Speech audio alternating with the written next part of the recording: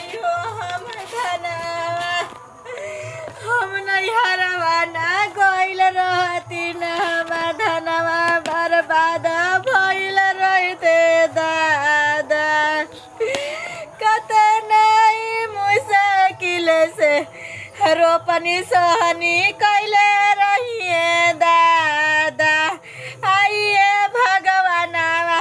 हम नाने नाने लइकन के छोड़ के रोआ रोआ के मोए कैले रहिए भगवानवा मोए हमर सत्यानाश तू कैला भगवानवा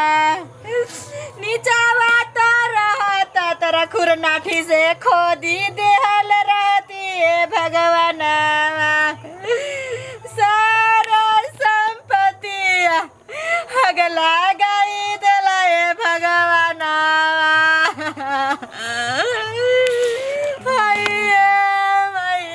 ये का हम बोली तरमाई नहीं का भाई भाई नु हे बेटा हुआ तारा मजाक सोझाता हमारा आग लागल बा देह में एकदम में हम सब भाई देखो का उगल बहुत दादा आन खातिर हो तड़ू पिलवा भके लाइकन के छोड़ छोड़ के कैसे हम सब रोपने सोने कईनी कैसे हम लोग कड़वा सब हम लगईनी हो मैया कटही के बेर भगवान नोतिया बसवाला सरे दादा सारा संपत्तिया में आग लगे गइल से दादा जाए तो भौजी सबूर धर का करबू अब तारा हाथ के चीज नहीं खेनू जब हम जानती तो नैहरवा नहीं गइल रहती बबुआ जी जो रहतू तो मुनी रोक ले रहतू ये बबुआ जी जेता नहीं हमरा से जूरी टोती तो हम प्लास्टिक टंगले रहती है बबुआ जी खेत में प्लास्टिक टंगाला तू गजब बात भौजी करबू पानी आता रोक रोक जाके नदिया में फेंकले रहती है बबुआ जी हमारी संपत्ति ना बर्बाद होइल रहता है बबुआ जी जाए तो भौजी चुप हो जा नदिया भगवान के कोयला बोझी देवे बबुआ जी अरे भगवान के कैसे कोयला भोज आइए दीदी जी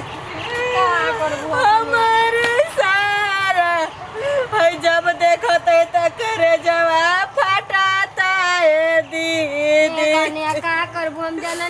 जननी कि तू धनवे खातिर रोबत लू का करबू हमनियो के मुंहे माटी ले ले बानी जा त ना मेहनत ले आदमी रोपन सोहन हाय भगवान के हतना अनेत करे के ना चाहत रहे कि काटही के बेरी सब कोई के दीदी रोपनी बढ़िया खैनी सोहनी बढ़िया खैनी जब काटही के बेरा भइल तो भगवान के गलगी गइल रे दीदी जी सही कहल कि भाई धके परसा के हमर सत्यानाश करी दिहला से दीदी जी भाई हमरो भइल बबुआ जी के 8 बीघा लसरा जी हमर का 8 करबू बीघा ना ए बबुआ जी भी हमर जितना रोपनी के ही जन पटवन भइल बाटे दोबारा से बारा अत्ता तन के भी पैसा नहीं थे दीदी जी इहे नवा सब के तो उतना बाटे हमारे तनिया भगवान वाले इलिहला से दीदी जी करज महाजन लेके हम कैले रही है दीदी जी जाए तो भौजी रोवे से ना ये भगवान से कहे तू नजरी कैला कहतैनु कहूँ रहती तो तिरपाल डाल देती है भगवान जी लोटे लोटे पनिया ले जाके नदिया में डाल देती है भगवान जी बताओ तो अरे ओकरा से कुछ ना होइए दादा जेकर जतना नुकसान होके के लिखा गइल का कर सब कोई के छाती पे हाथ बाटे हमनी के तो घर ही रही जाके उहे ना हम तई जी गवे ना रही त बेचारी गई नहीं यार हम तई जी रही कहां कोई कुछ बिगाड़ पाई कोई बस के बातें नहीं के बस के बात नहीं हम भी बुकिंग कर माई मुंह बोली का एकदम रोवा तैयार ही रे दादा यार। बुआ जी जेकर जाता ते ऊपर हम जानो तनी मरद भौजी बाटे बाहर बेचारी घूम घूम के लइका बन रहले मर्दाना बन रहले हिनकर रोपनी हुनकर सोहनी जानो तनी कि एकर कैसे जुटा जुटा अपन करवावे ले करे ले ये 15 कट्ठा बा। ओकर साल भर खाए के बा। उहे ना तब का लेकिन रोवे से का होई? चलो बुझिए अब भगवान हमनी के हाथ में बा कि भगवान के हाथ में बा। मम्मी जी का हो कने रोगे के तो ताकत रहनी अभी के का कहो बोला कहनी है ना हाँ बोला कि अबे सब गाना गुड़िया उतार दी हाँ का आइला हो गेलो अब 2-4 दिन अपन निकाल के गहना गुड़ी अपन धो दो कहनी है ना बैठ ई साड़ी उड़ी तो हमरा भारी लागत पहने में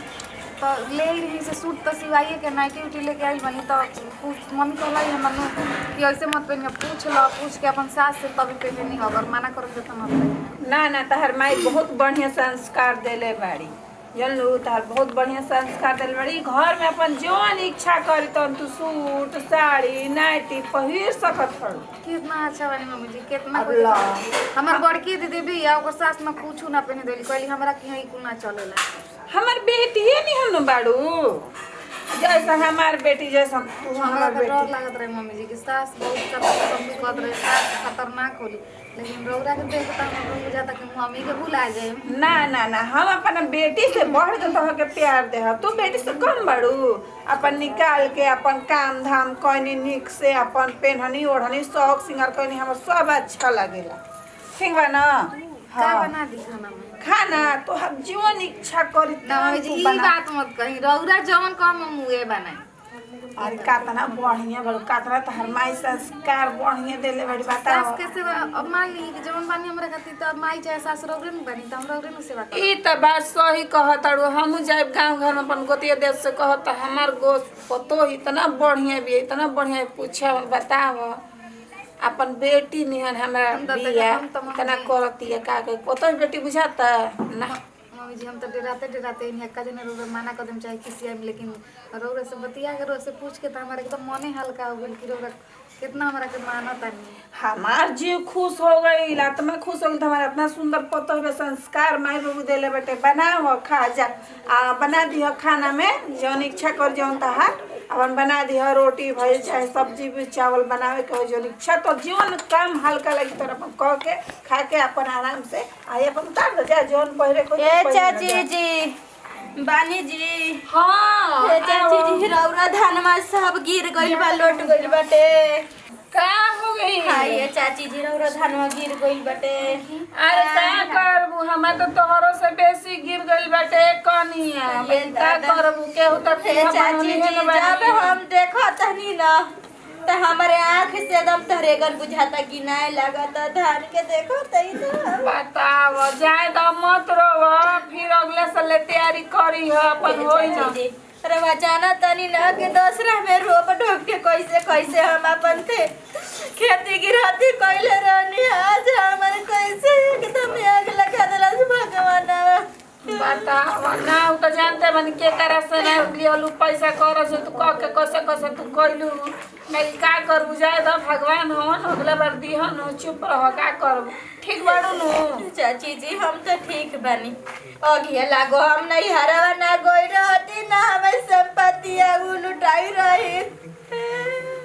जाए दो कनिया अगले साल ले तो हमार तो उहो नहीं के देखे लायक सबके उहे हाल भइल बाटे चाची जी बुझू रउआ जाना तनी ना मेहरानू हो के कैसे कैसे हम खेती गिरहती करनी के जगरा घोड़ा पर ना गिरे खाती ओकर गोड़वा पर मर गिरत रहनी है चाची जी आज ऐसा हो गल बाटे के देखे तनी तो खाली हमारा भाई के अलावा कुछ नहीं के जब हम झोले बनी चाची जी हमारे सहीवन नहीं के ठुकर ना जाए दो कनिया सब भौजी देख ना बुचिया भौजी के खेतवा में थोगला धानवा ना वो हमन यही करो भला का कर खाते बानी जाओ भौजी पूरा धान अरे पूरा धान चल गल पानी में डूब गइल बाटे समझाओ बुचिया का करबे समझाओ ज्यादा भौजी चुप आ जा का करबू भगवान के देन रही तो हो या ना तो का करबू हम जानले रहती तो लोटवा घटवा हम बीच के पनिया जाके हम फेंकले रहती नदिया नहरवा में बचिया अपन धनवा हम ना बर्बाद ना होके देले रहती, लेकिन क्या करी हो गेल लगा भगवान का मन कर देली बठे से खोर दी धके जाए तो भगवान के का पर ना जाए तो हाँ गरिएला से का होखे वाला भगवान के काहे जइया परे खातिर बात होइया काल पकड़ तरन आए बतावा हो हम कैसे कैसे जेकर बोरिंग पर ना जा के दौड़ दौड़ के हे भैया हमारा देता हो चाचा तो हमनी के हाथ में बाबूजी हम कैसे कैसे करे के तो हो या नहीं चाहिए त नहीं होई हमारे के पूछे बर्बाद होइए नु गइल हमनी के देख ले ना बालू जातनी आज से काम लगावा तनी धीरे धीरे का करम रसी बहान बहान के मेरा खाड़ करम धनवा के तनी मनी बच जाए तनो ठीक बाटे आई हमनी को ऐसा ही हो गइल बाटे रे चलो तब हमने कल बेचारी के बहुत बचिया बर्बाद भइल हटे के करना हाथ हम बेचारे इतना गिला के रोतानी कोई के शौक लगल बा के इतना रोई आ का करबो पहुंचे तो भगवान जाने जी के को करना बुझाला जनाला ना चल हमने तनी खेत अपन चल जा देख ले खाना खा के चल कहाँ जाने कहाँ बबुआ चल गइल बा दिन भर बाहरे ओकर मन लागता घूमे में। अब बताइबो ना कैलस कि का बनाई आ कुछ बताइबो कहाँ गइल ह अरे भोल गई खेतवा हो रे का भइल ह का भइल कुल धनवे गिर गइल बा खेतवा में के और वो जमीनी में सट गइल बा का कहबे हमरे पूरा गांव के उधर में अपनो गिरल बा 8 बीघा लसरा गइल बा। आई हो बबुआ अब का होई कैसे हमनी के खाइल जाई अरे अब कैसे आ हम सब खाएंगे? कैसे हमनी के का होई आ सब के गिर गइल बा कि सब- खाली हमनिए के सब कोई तो धर्मेंद्र में भौजी तो ऐसा लोट लोट रोवा तड़ी खेत के आरी पर नु आ रे बबुआ त ई रोवे के बात नहीं खे बताओ रोए के आए बाद अब का होइए बबुआ अब हम नहीं खे बुझात कुछ अरे कुछो ना टेंशन करे ले पड़ी जन पहले के चाउर बहु बेचाई नहीं है न होई कसौ काम चलावे के बाद नमस्कार प्रणाम हम मणिकरण सिंह हमनी के अपन टीम में वीडियो अच्छा लगे तो दिल से लाइक शेयर कमेंट करते रहिए जैसे कि सदी विदाई के लिए वीडियो फिर बाय बाय।